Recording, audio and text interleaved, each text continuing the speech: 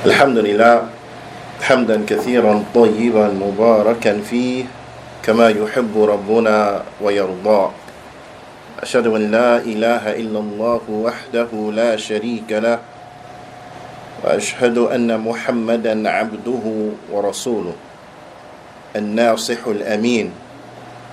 اللهم صل على نبينا محمد وعلى آله وصحبه أجمعين ومن تمسك بسنته إلى يوم الدين. ثم أما بعد. الحمد لله على نعمة الإسلام والسنة. All praise and thanks belong to Allah for guiding us to Islam and for guiding us to the Sunnah. قال الله سبحانه وتعالى في كتابه الكريم. Allah subhanahu wa ta'ala, He says in His noble book, يا أيها الذين آمنوا كتب عليكم الصيام كما كتب على الذين من قبلكم لعلكم تتقون. Allah Ta'ala, He says in His noble book, O you who believe, fasting has been written upon you as it was written upon those who came before you, so that you could attain taqwa. And then Allah Subhanahu wa Ta'ala, He goes on to say, أيام معدودات, fixed days. They are fixed days. فمن كان منكم مريضا أو على سفر فعدة من أيام أخر. So whoever from amongst you is sick or upon a journey, then they will make those days up later. They will make those days up later. And this ayah is from those proofs and evidences that are the origin of this particular topic and subject of fasting while traveling. Naam, of fasting while traveling. And bithnillahi ta'ala, it will become more apparent, inshaAllah ta'ala. The first hadith, and bithnillahi ta'ala, the way that these ahadith are brought inside of Umdah, they are in a way because a story is built or a narrative is built, we can say, or so that we can better understand the topic. That each of these ahadith, they cover a point of the overall topic so that you can understand the full of the subject. Naam, the full of the subject. This is what it was meant and intended by, so that the narrative could be built and you can understand in totality, and that is due to lack of a better phrase. So the first hadith is on the authority of Aisha radiyallahu ta'ala anha. And this hadith is collected where? Does anyone know? Remember, we're speaking about the book Umdatul Ahkam. And all of the ahadith inside of there are collected in the same place. Which is where? Bukhari and Muslim. Na'am, ahsant. All of these ahadith are muttafaqun alayh. They're agreed upon by both al-Bukhari and Muslim. So this, when one memorizes this book, it becomes very easy. Right? Because as Imam Muqbil rahimahullah ta'ala, he said that when memorizing a hadith, at the very minimum, you should know who narrated the text of the hadith and where it's collected. Who narrated the text of the hadith and where it's collected. Naam. And some of the students, especially in the beginning of their seeking knowledge, sometimes they have trouble remembering where it is collected. Right? So that which they can utilize, which will help them and give them encouragement and a sense of accomplishment, is that you start to memorize a hadith from the likes of this book, because it's all muttafaqun alayh. So it's easy, that part is easy to remember. Muttafaqun alayh. Na'am. Ala kulli hal. This hadith عن عائشة رضي الله تعالى عنها أن حمزة بن عمرو الأسلمي قال للنبي صلى الله عليه وسلم. And this Sahabi is Hamza bin Amr al-Aslami. Naam, and it's very important that we remember who he is. قال, he said, للنبي صلى الله عليه وسلم, he said to the Prophet صلى الله عليه وسلم, أصوم في السفر, should I fast during or while traveling? Should I fast while traveling? Naam. And our mother Aisha radiyallahu ta'ala anha, she brought a very important phrase that brings context to this situation, and by way in which we gain a lot of benefit from. And she said, وَكَانَ كَثِيرَ الصِّيَامِ, and he used to fast a lot. And he used to fast a lot. Who used to fast a lot? Huh? Not the Prophet ﷺ. Remember I said a name. Hamza. The Hamza al-Aslami, he used to fast a lot. Naam. فقال النبي صلى الله عليه وسلم, so the Prophet صلى الله عليه وسلم, he said, إن شئت فصم, if you want to, fast. وإن شئت فأفطر, and if you want to, then break your fast. Naam. If you want to, you can fast, and if you want to, break your fast. قال فضيلة الشيخ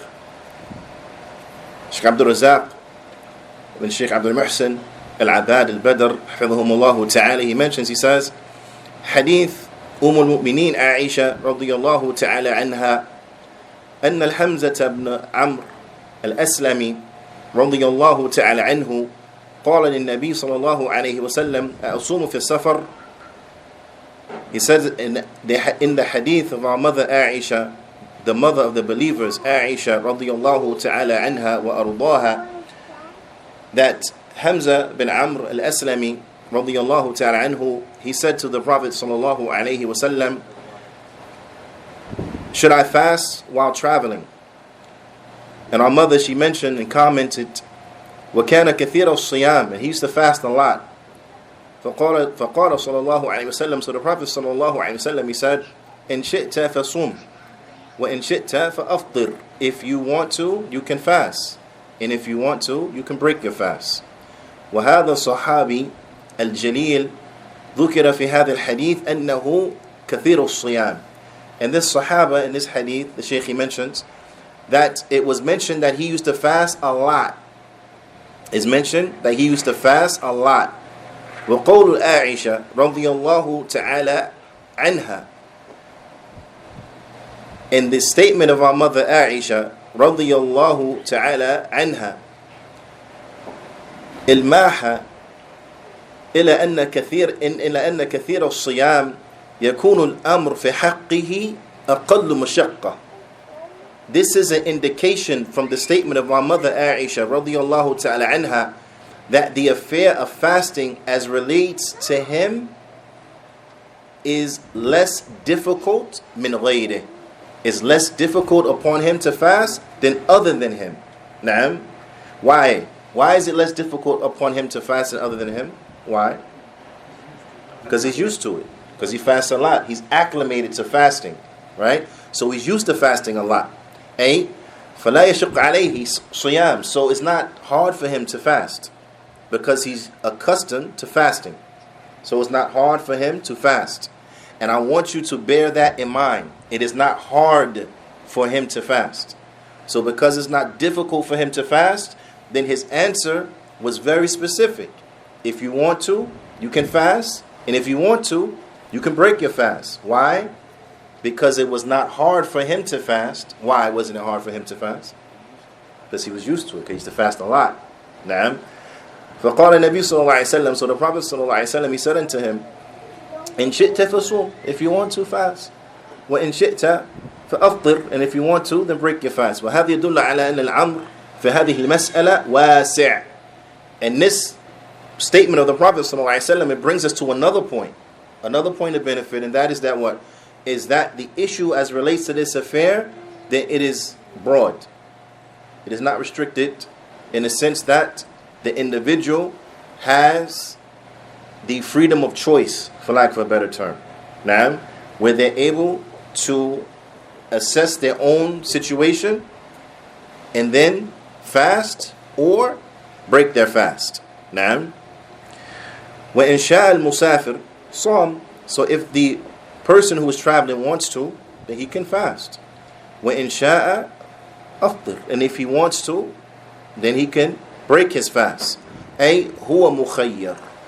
He has a choice. بين أن يصوم أو أن يفطر. Between fasting and between breaking his fast. That makes sense? Okay. So if you're fasting, now this is upon you now. You're fasting. And you're traveling. You're traveling and you're fasting. Right? What's better? The Shaykh mentions, he says, إِذَا قِيلَ أَيُّهُمَا أَوْلَى. Which one is better? I want you to keep in mind, you yourself are fasting.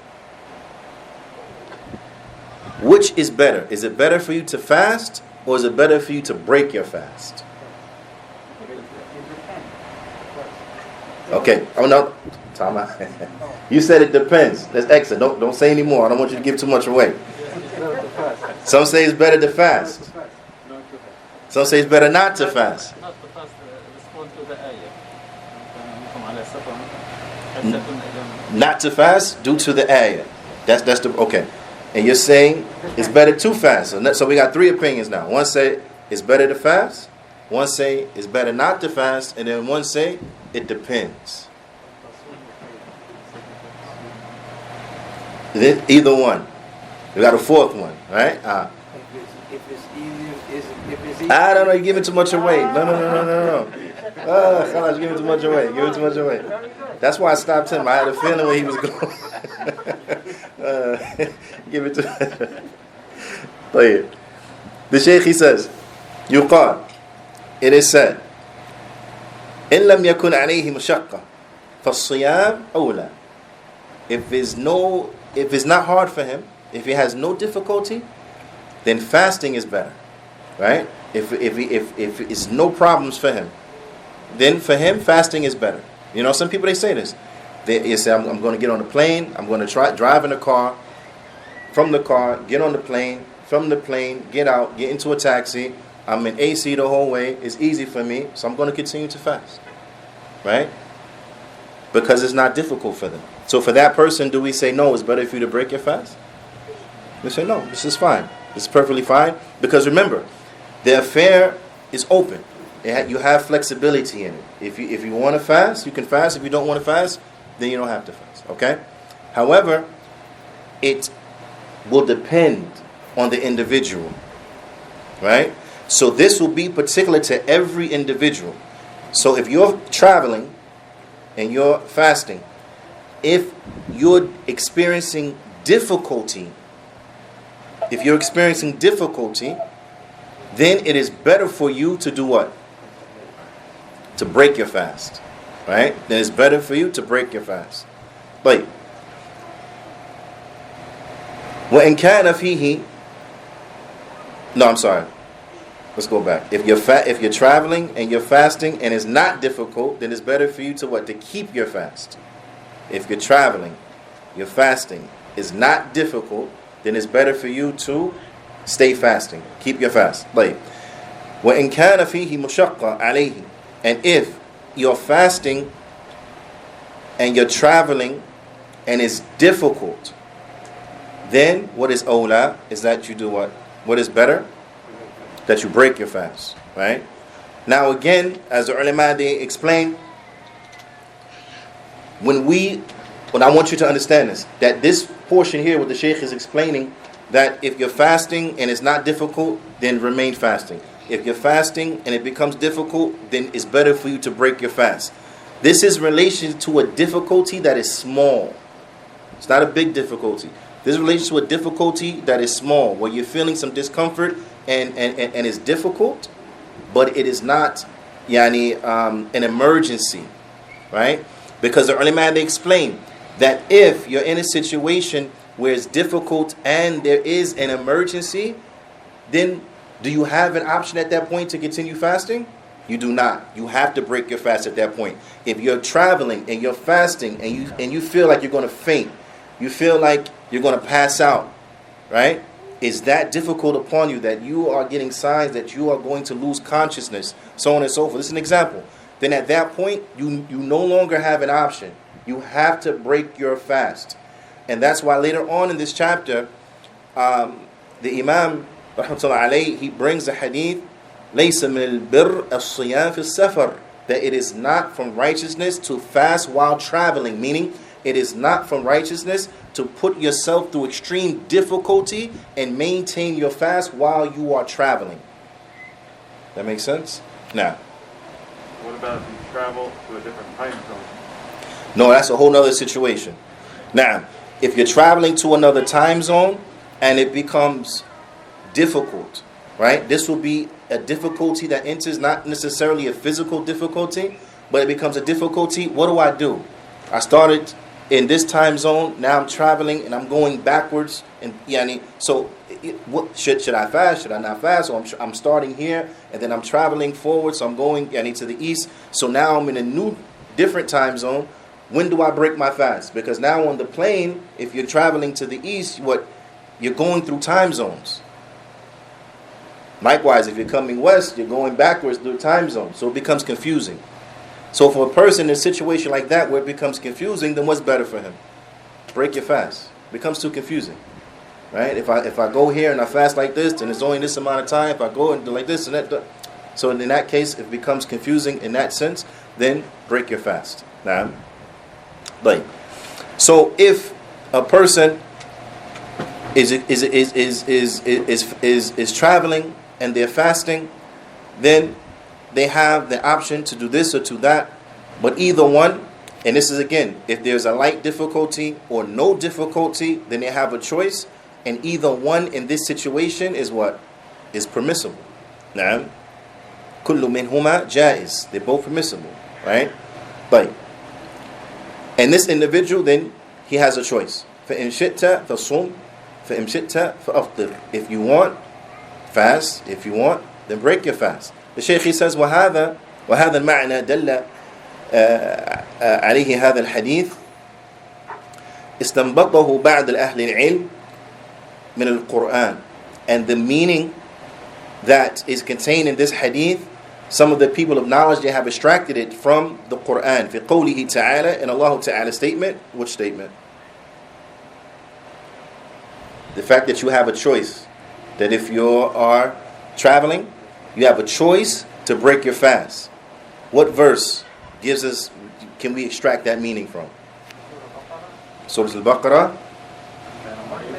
And if one of you is traveling or on a journey, one is 185. نعم. طيب. نعم. ومن كان مريضا أو على سفر فعدة من أيام أخرى. And if one of you is sick or upon a journey, then they will break their fast and make the days up from other days. أي أفطر من أجل السفر, meaning that he will break his fast due to the simple fact that they are traveling. That they can break their fast due to the simple fact that they are traveling. So traveling becomes a reason that a person is allowed to break their fast. Traveling becomes a reason that a person is allowed to break their fast. Now, just like sickness is a reason where a person is allowed to break their fast. But if you break your fast because you're traveling, what then you have to do afterwards is you have to do what? You have to make that day up. Now, and you will make that day up. How many days would you make up? It will be dependent upon how many days you missed due to fasting. Due to traveling. How many days you missed due to traveling, then you will make those days up. So if you were traveling for 4 or 5 days, right, then you would, after Ramadan, you make up those 4 or 5 days. That makes sense? طيب. وعن أنس بن مالك رضي الله تعالى عنه قال. Now this is the next hadith that Imam Ibn Qudama he brings. كنا نسافر. Now I'm giving you some heads up. I'm going to be asking you to answer some questions based on what we had already taken. Okay? That makes sense? Okay. It says, كنا نسافر مع النبي صلى الله عليه وسلم. He said we were fasting with the Prophet صلى الله عليه وسلم. Naam. Excuse me, we were traveling. We were traveling with the Prophet صلى الله عليه وسلم. Right? I was thinking about the question I was going to ask you and then the answer, and then I gave you the answer. Allah understand. We were traveling with the Prophet sallallahu alaihi wasallam. So what's understood by that is that what? They were fasting. It was during the time of fasting. Okay. And then he says, فَلَمْ يَعِبْ الصَّائِمْ عَلَى الْمُفْطِرِ. He said that the one who was fasting, he did not blame or rebuke or find fault with the one who broke his fast. وَلَا مُفْطِرْ عَلَى الصَّائِمِ. Nor did the one who had broken his fast, he didn't find any fault with the one who continued his fast. Now, so what is one of the benefits that we get from this hadith that we saw in the aforementioned hadith? Was that what? That we have a choice. And that choice comes into effect for the simple fact that we're doing what? That we're traveling. So if you're traveling, you have a choice. Now, and for those who are traveling, what is from the sunnah? If we're traveling in a group, and some of us decide, okay, we're going to break our fast. And others decide, okay, no, we're going to continue the fast. Now, then, is it for any one of us to blame the other? No. What's the proof that we shouldn't blame each other? This hadith right here. That the Sahaba, they were traveling with the Prophet ﷺ, and they were some was fasting and some were not fasting, and none blamed the other. Na'am, ahsantum. طيب. وعن أبي درداء رضي الله تعالى عنه قال. There's another hadith, the next hadith in which Imam Ibn Qudamah he brings. He said, خرجنا مع رسول الله صلى الله عليه وسلم. He said, we went out with the Prophet صلى الله عليه وسلم في شهر رمضان, inside of Ramadan. نعم. وحر شديد في حر شديد, and it was very hot, right? Now Abu Darda, he explains, he gives us an example, right, to show us how hot it was, right, in case we didn't get it from his statement. It was very hot. He said it was so hot حتى إن كان أحدنا لا يضع يده على رأسه من شدة الحر. He said it was so hot that one of us will put his hand on his head because it was so hot. This is how hot it was. It was very hot. He said that one of us will put his hand on his head because it was just so hot. Right? Again, I want you to tell me, based on what we already took, what we can extract from this particular hadith. He says, وَمَا فِينَا صَائِمْ إِلَّا رَسُولِ اللَّهِ صَلَى اللَّهُ عَلَيْهِ وَسَلَّمْ وَعَبْدُ اللَّهِ بِنْ رَوَاحَةَ radiyallahu ta'ala anhu. He said, and no one from amongst the whole group of us was fasting except for the Messenger of Allah sallallahu alayhi wa sallam wa Abdullah bin Rawaha radiyallahu ta'ala anhu. Nobody was fasting except those two. Why? Because it was easy. It was hot. Okay, those two were fasting because they could handle it. The Prophet sallallahu alayhi wa sallam, we know, no doubt, he can handle it, right? But and Abdullah bin Rawaha, he was able to physically withstand it. But what about everyone else? It was extremely hot. Put their hands on their head. So what happened? So they didn't fast. Why didn't they fast? Huh? It was out of choice, but what is I'm looking for a particular thing here. A particular reason. Now, because it was difficult. It was difficult. So if you're traveling and there arises a difficulty, right? Because again, let's rewind.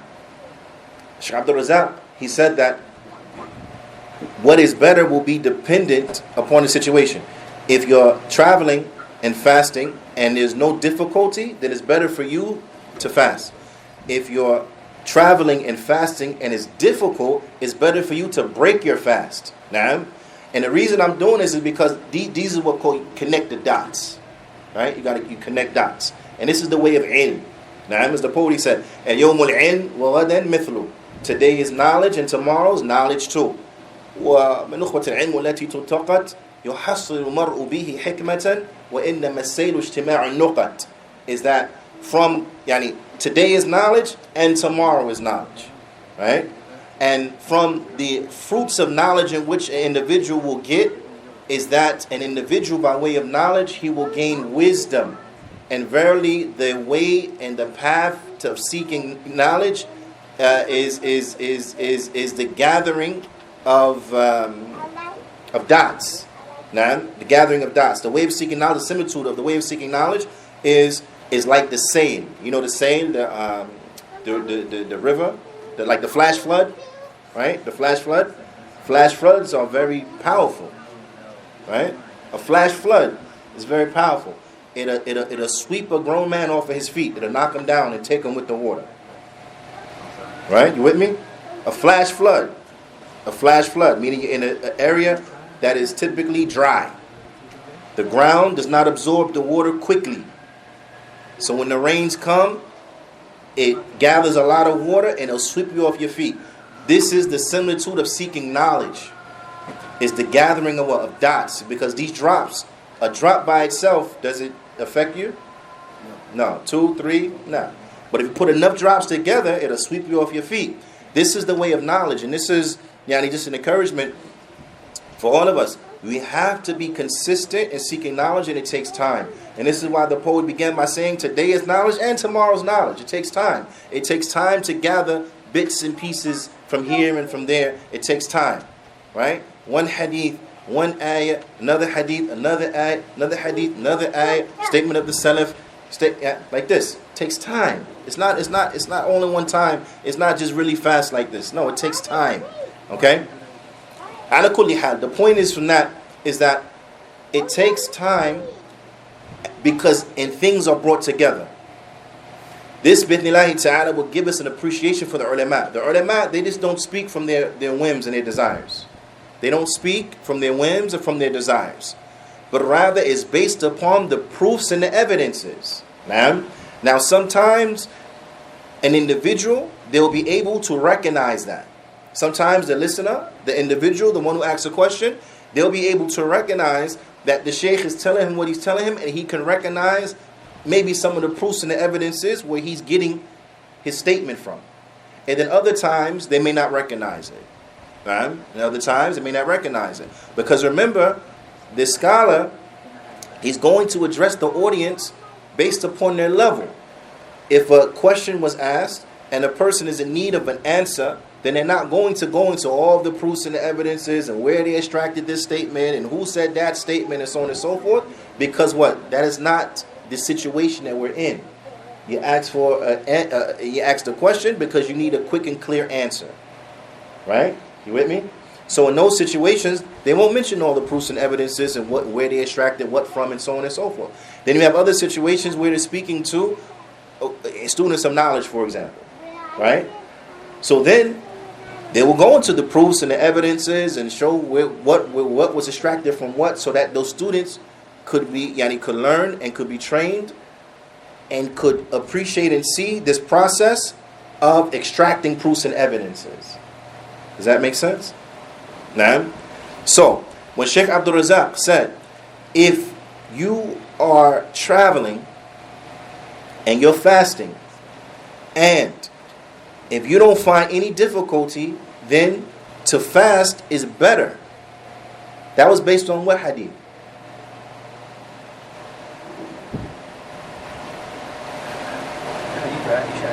Nah, the hadith of Aisha. Alhamdulillah. Nah. But the first hadith he mentioned, right? It's based on that hadith. That and what was the point of evidence? How do we know that is talking, or how do we know that was distracted from that? That he was fasting, traveling, easy for him. What was the statement in the hadith that gave us an indication? It was easy for him. That was which statement? وَكَانَ كَثِيرَ الصِّيَامِ, and that he used to fast a lot. So it was easy for him. Okay, so in his case, it's better to keep fasting. Alright, now he said, if you're traveling and fasting and it's difficult, then you break your fast. And where do we get that from? Where did he get that from? That was extracted from which hadith? The one where the messenger and the other companion, only those who were fasting and Nah. everybody else because of the heat. Because of the heat. Now, the hadith that mentions because of the heat, out of all of the Sahaba that were with the Prophet ﷺ, the only ones that was fasting was the Prophet ﷺ and one other Sahabi, and his name was Abdullah bin Rawaha. Nah, Ahsant. Right.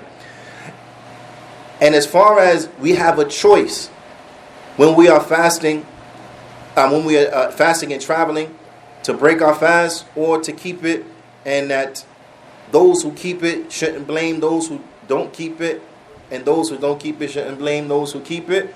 We get that from the hadith of who? Hadith of? I heard it.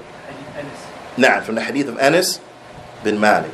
Now, and then if a person is fasting on a travel, on a journey, and it becomes very difficult for them, but they decide, I'm going to still fast no matter what, I don't care, and they're clearly struggling, it's clearly affecting them in a way in which is detrimental to their health, then we'll tell them, what you're doing is not a sign of devotion and a sign of righteousness.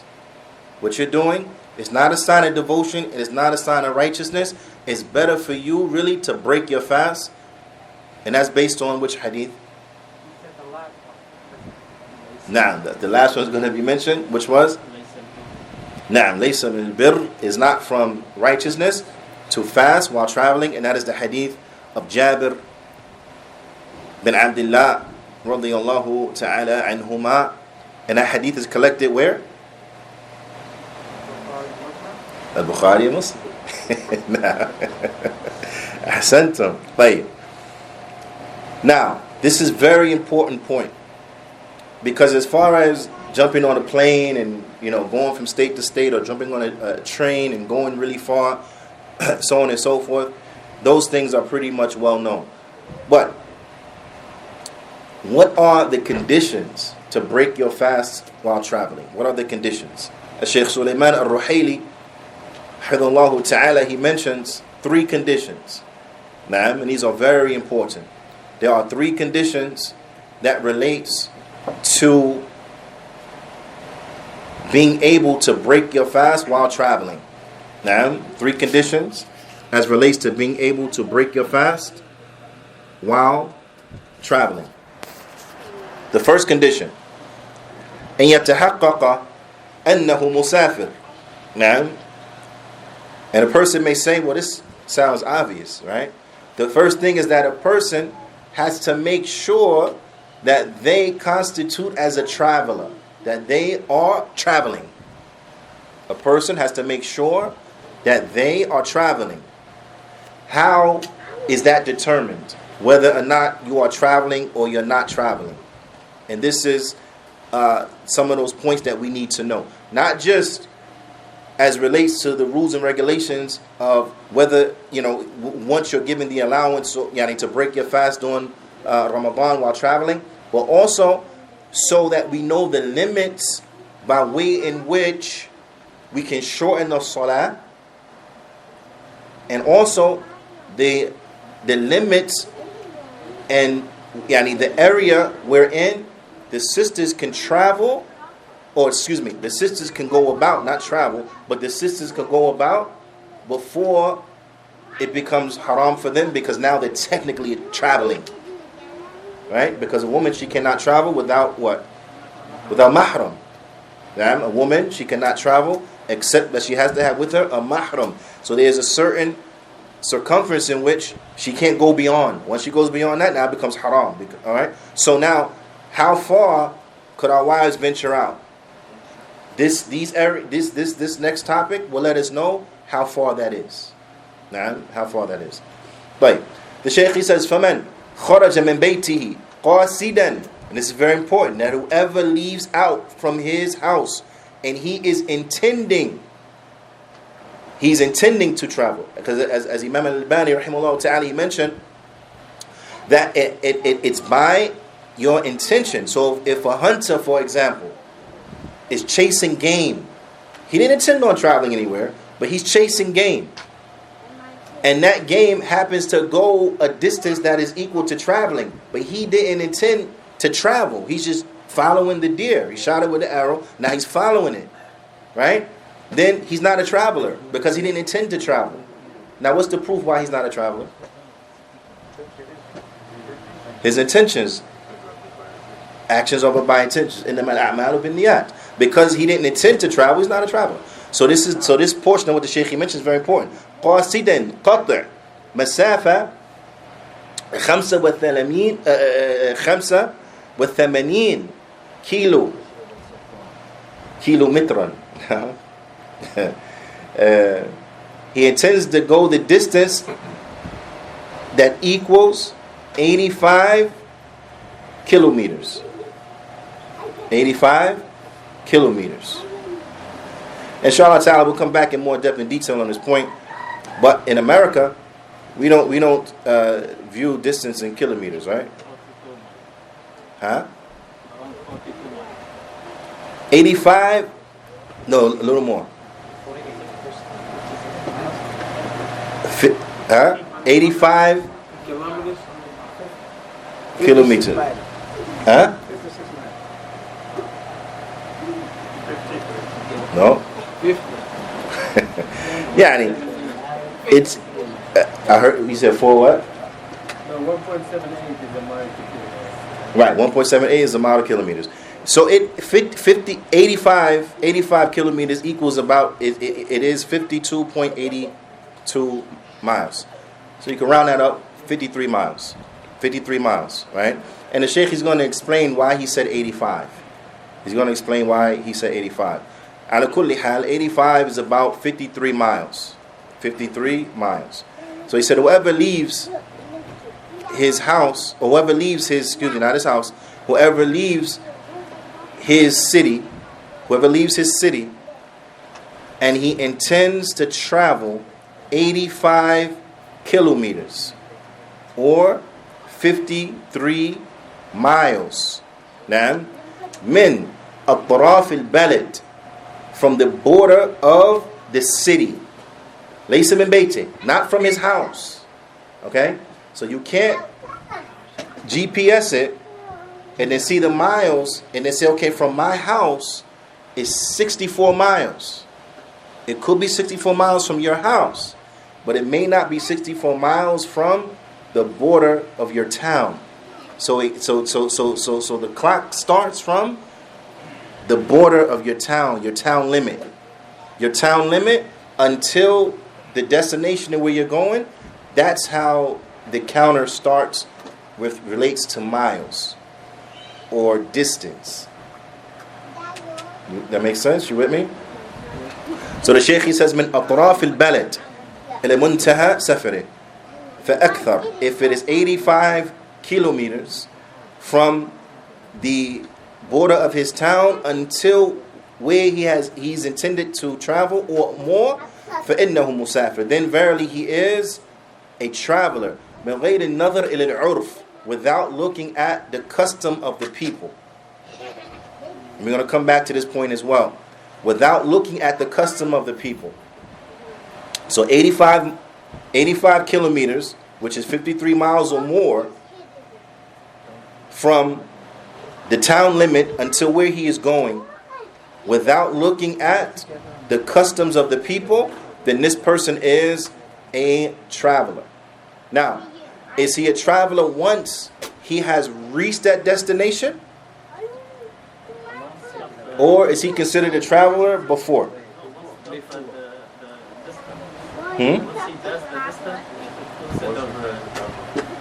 Okay, once he passes, which way? What do you mean by distance? So he has to go 53 miles, now he's a traveler. You're saying once leave the city limits, he's a traveler. Now, it is once he leaves the city limits. The Shaykh says, بِمُجَرِّدْ أَنْ يُفَارِقَ عُمْرَانُ بَلَدِهِ, from the standpoint that he leaves the buildings or the structures of his city. So once he passed city limits, even though you could be 2 minutes or 5 minutes past the city limits, because you intend to go that distance, you're a traveler. You're a traveler. Right? Like. Likewise, another point of benefit the ulama they mentioned. If you're on your way back home, right? Okay, and okay, next to Orlando is what? Kissimmee, right? Kissimmee shares a border with Orlando. So, like, you're on your way back home, you live in Orlando, you're coming from a travel, you reach Kissimmee. Can you shorten and combine your prayers in Kissimmee? Yeah, because you're still traveling. But once you break the border of Orlando, can you shorten and combine your prayers? No, you're back home now. Even though you live 5 minutes past the border or 10 minutes past the border, city limits, as soon as you hit Orlando, that's it. You're home now. You can't shorten your prayers. You with me? All right. Like,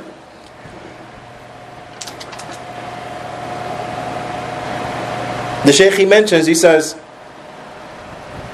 that 85 kilometers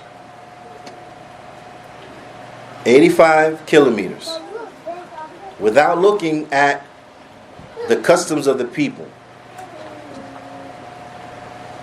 Why is it mentioned without looking at the customs of the people? Because when it comes to traveling, and this is important because you may hear a statement from one of the ulama which says there is no distance for traveling. Right? Then you hear a statement from others from the ulama and they say, no, if it is 80 or 85 kilometers, it's traveling. Both statements are true. How do we bring them together? They're brought together because that statement, as Shaykh Albani rahimahullah ta'ala used to say, there's no distance for traveling. And then he brought as a proof of evidence, and he brought as a supporting point, I should say, he said is that during the time of Shaykh Islam ibn Taymiyyah, he mentioned certain distances that were considered traveling then, that are not considered traveling now. He said, so this means that what? That ruling, it will change between time and place. So when it comes to the customs of the people, if it is anything under 85 or 80 kilometers, then the customs of the people take precedence. So if you go to a particular place, and in that place, to go a distance that is equal to 60 kilometers, for example, is considered traveling, then what? With those people, then that distance is traveling. Period. Because this is what they understand traveling to be. So that distance is traveling. So if we go to UAE, for example, and they tell us to go from this town to that town, that's traveling, even though we'll say, but it's only 60 kilometers. They say, no, that's traveling. So then that's traveling. Because the customs of the people will take precedence. Now, the issue where the ulama come and they say, no, it's the distance is when what? Is where either the distance between the 2 points exceeds the 80 or 85 kilometers. That's one. And two. Okay. And one and two, or there is a difference of opinion. If the people differ, some say it's traveling. Some say, no, it's not traveling. Then we say, okay, what's the distance? That's how we're going to solve this argument. Some people in the area say it's traveling. Other people in the area say, no, it's not known to be traveling to us. Then we'll say, okay, then what's the distance? If the distance is 80 or 85 kilometers, then we say, okay, no, it's traveling. Now, then we say, no, it's traveling. So that makes sense? So those ulama, they say there is no set distance. That's referring to what? If the customs of the people see a distance shorter than 80 or 85 kilometers as being traveling, then the custom takes precedence, and that is what's going to define what is or isn't traveling. But if it is a distance greater than 85 or 80 kilometers, then we say no. Once you 80 or 85 kilometers, that's traveling. Now, why? Where do the ulama get that from? Those who came with that number, is that number something arbitrary they just pull out of the sky? Where do they get that number from? They get that number from a hadith. Which hadith? He said a hadith. Allah Ustad. Allah Ustad. It's from the hadith. Okay, check it out. It's from the hadith. لا يحل لامرأة تؤمن بالله ويوم الآخر أن تسافر مسيرة يوم وليلة إلا مع ذي محرم. That it is not permissible for a woman who believes in Allah on the last day to travel a distance of a day and a night except that she has with her a mahram. Naam. So the Prophet ﷺ, he outlined and he called the distance that one will travel in one day and one night according to their speed of transportation during his time, sallallahu alaihi wasallam, as being what? Traveling. Right? So that sets the, what would you say? That sets the guidelines of what is traveling. The amount of time, the distance that it took in the time of the Prophet ﷺ to go one day and one night is traveling. And this is where the ulama get that number from. They say according to those modes of transportation, they will cover on average about 80 to 85 kilometers in a day and night. In a 24-hour period of non-stop going, they will cover about 80 to 85 kilometers. Now, Sheikh Sulaiman Ruhaili, he says, Naam, 80 kilometers as some of the ulama they mentioned. He said, but we're going to say 85, ihtiyatan. We're going to say 85 just to play it safe. Now, to play it safe, we're going to say 85. Play it safe, we're going to say 85. Right? But you may find others of the ulama mention 80. And that's also correct. Because that's more closer to the exact what it is. Sheikh Sulaiman and those ulama that say 85 is because what? They added a little more. Right? These type of things are important. This type of nuance is important because why? Because it'll give you an understanding of the statements of the ulama and it'll give you some tolerance. Now, so if someone comes and they say, but my sheikh, he said it was 80. Then you say, no, but my sheikh said it was 85. Okay, then does that justify the argument? No, because you know where each is coming from. Now, this one says 80 because that's more closer to exactly what it is. It will say 85. And then play, putting a little more on there just for the safe side. So it's no difference of opinion. I get it. Someone comes and say, my sheikh said there's no distance for traveling. Then we say, well, my sheikh said it's 80 kilometers. Does that justify an argument? No. Once you know where each side is coming from, then you understand. And this is why you find the people of ilm, they have a lot more tolerance when it comes to the difference of opinion in these affairs of fiqh than other than them from the people who have not reached their levels of knowledge. Ala kulli hal. The second condition in order to be able to break your fast while you're traveling, after it's been known that yes, you in fact are traveling, is لا يكون سفره سفر المعصية.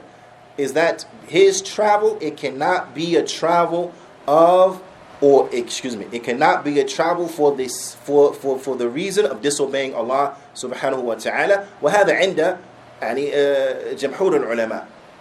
Now, with the majority of the scholars, they say that in order to be able to take the rukhsah, it cannot be a travel for the sole purpose of disobeying Allah subhanahu wa ta'ala. You have others of the ulama, they say no, there is no proof that points to this.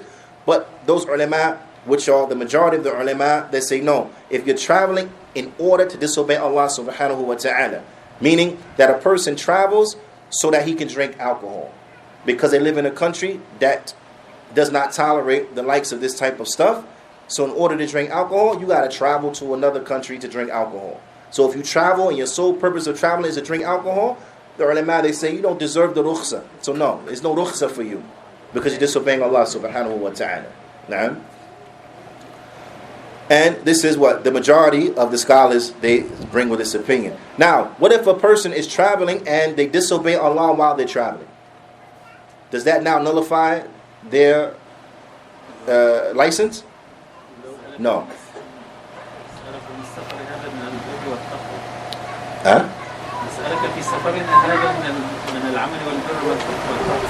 No, we're saying if a person, I'm with you. But if a person is traveling and then they make a sin while they're traveling, now can he still, shorten? And so could he still break his fast? No, he could.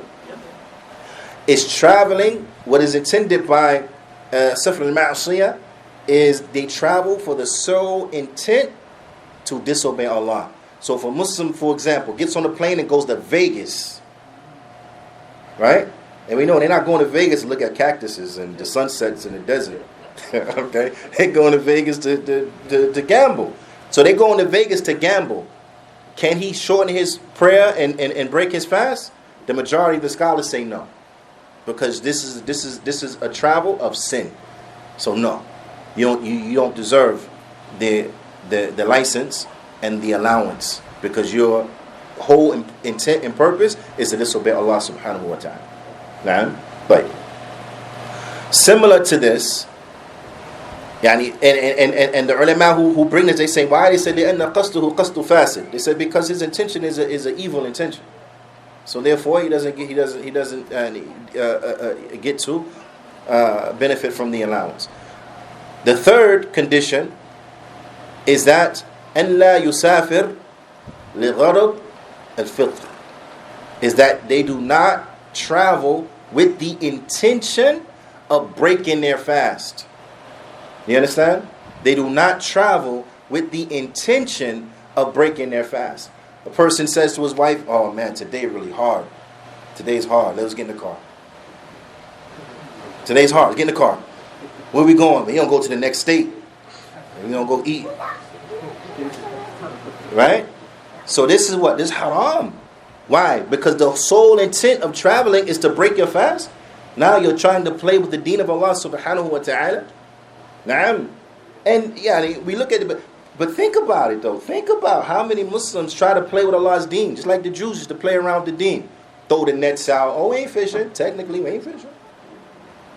Throw them out day before, come back day after, grab everything. Oh no, we didn't fish on the Sabbath because we threw the nets out on Friday and pick it up Sunday. Playing with the deen. That's what the Jews do. Okay, how many Muslims do the same thing? How many bodegas got the register of the halal products and then the register of all the pork skins and the alcohol and the Philly blunts and so on and so forth? Huh? Maybe all of them. Allah. Right? They'll say, no, brother. You can't give sadaqah from that register. Why not, brother?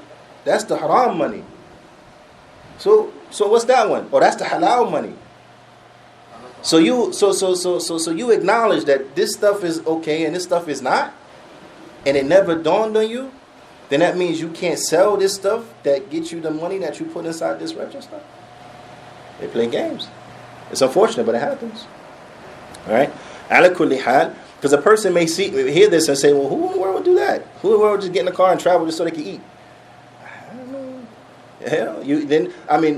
Like most of us, when we first discovered that people have two registers, we said to ourselves, who in the world have two registers? For what? What do you need two registers for? It's unfortunate, but it happens. So if they travel for the sole purpose of breaking their fast because they are technically traveling, then what? They don't have the license. Why? Because their intention is erroneous. And inshallah ta'ala, these are just some points that are related to this particular topic. There is a lot more on this topic, but again, these are just some points, and I encourage everyone, myself first and foremost, then everyone else, to continue to learn and to study and to benefit and to seek knowledge day in and day out. Naam. And I encourage the brothers and the sisters, especially Naam, and this is not speaking to any one person in particular, but just a general advice to all of us, because I know with the pandemic and the shutdown of the masajid and the shutdown of towns at a particular point, and now a year in, and some of the masajid still haven't reopened and so on and so forth, people have become accustomed to being away from the masajid. They have gotten used to praying inside their homes. They have gotten used to tuning in to listen to classes and so on and so forth. Or they just gotten used to not listening and attending any type of classes and things like that. So it's an encouragement to come back to the masajid, come back to the classes, because, and this is just a reminder, occasions like this, workshops, lectures, conferences, things of that nature, they're very important. They help rejuvenate us. They are an encouragement for us, right? They're an encouragement. They rejuvenate us. But the reality of it is that is not the main staple of what we need as far as our educational needs. the meat and potatoes of our educational needs, then they're going to be what? Remember the poet he said, and yawmul ilm wa ghadal mithlu. Today is knowledge and tomorrow knowledge too. It's the steady bit of knowledge. Huh? So whatever days you have classes here in this masjid, please, brothers, attend. Don't dial in. You know what I'm saying? The old saying that they have in America, they dialing it in. What does that mean when they say they dialing it in? It means they're not taking it serious. They're not taking it serious, right? Because you're just dialing it in. What I'm saying is don't dial it in. Unless you can't physically come because you're at work. Or you can't physically come because you're away in another town. You can't physically come because you're away in another state. Then at that point, no, take advantage of the technology and still listen, still attend, even from afar. But if you're here, you're in Orlando, the brother's giving classes, you're not doing nothing, you're not at work, you're not doing anything, you're not shopping, you're not taking care of any business at a doctor's appointment or anything, then you should be in class. Why not? Do you have anywhere else where it's better to be than the house of Allah subhanahu wa ta'ala? This is just an encouragement for myself and everyone else. Let's get back into gear, bi'ithnillahi ta'ala, and have these classes as full as Jum'ah, inshallah ta'ala, so that we can learn and we can benefit and we can learn. So that, and I end at this point, so that in years going by now, 2, 5, 10 years from now, will we have to look around and say, we need to find a hufaz, we need to find a hafiz, where the hufaz, so that we can bring somebody in so they can lead Tarawih? Will we have to do that? If we have serious classes and we take them serious and we're producing from our own community, own communities, hufaz? Not at all. We can turn around, look in the rank and say, hey, you. This year, it's on you guys. Very simple, right? These are just goals, inshallah ta'ala, that we have to set for ourselves, bi'ithnillahi ta'ala, as communities, especially the communities of Ahlul Sunnah, especially the communities of the Salafis. Can I be more clearer than that? Huh? We shouldn't let nobody beat us in anything. Be the people upon the Kitab and the Sunnah. You going to tell me the Sufi got more hufaz than us in the area? That sound right to you? Huh? Hey. Huh? Yeah? I know. That don't make sense though. I'm just saying, does it make sense? Does that make sense in anybody's mind? No. That has to change. Period. Like it who like it, hate who hate it. That has to change. Period. It has to change. We are the people of the Sunnah. We are the people of the Quran. We are the people of the Sunnah of the Prophet. We are the people of the Athar. Shouldn't let nobody want to beat you in that. This is a race into good, race into the Jannah, inshallah ta'ala. On the topic? Hey. The question is, if someone is going to travel in Ramadan and he intends not to fast, and he's going to start to travel at 10 a.m., does he have to fast until 10 a.m. and when he leaves the outer limits then break the fast, or can he not fast at all?